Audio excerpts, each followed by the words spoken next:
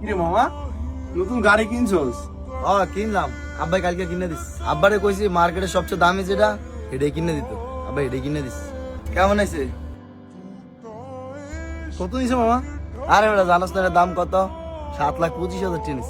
মা গো মা, এইটা 7.5 লাখ টাকা দাম। তা এলাকার ভিতরে তো সবচেয়ে দামি বাইক তো। আরে মিয়া আব্বারে কইছে আব্বাই নগদ কিনে দিস। আরে বেটা ডলা দিলি কি লিগে? মাত্র পুলিশ করে আনছি।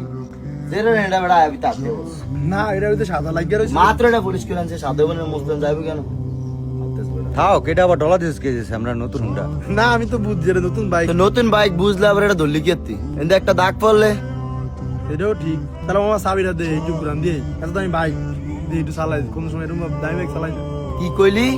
কি কইলি কি? চাবিটা দে, একটু চালিয়ে আই। তোর মাথা ঠিক আছে? 7.5 লাখ টাকা কালকে গাড়ি কিনছি, আইসা আবার চালাইতো। তো চালান কি পদের আমি জানি না। একটা দাগ পড়ে গেলে এইটা তুই দিতে পারবি? কি কইলো মোবারক ভাই? আয় তুই কি কইছে কি? চাবিটা একটু দিবিছে না, গাড়িটা একটু চালাইতো। এমন দামি বাইক একটু শখ হয়েছে ফোলাটার, একটু চালাইতে দিবিছে না। এটা কি খায় লাইব নাই? এই মি আপনি বুঝেন কিছু? বাংলাদেশের টপ বাইক আইসা চালাইবো। না না মামা, চালাইতাম না। আমি এমনি কইছি।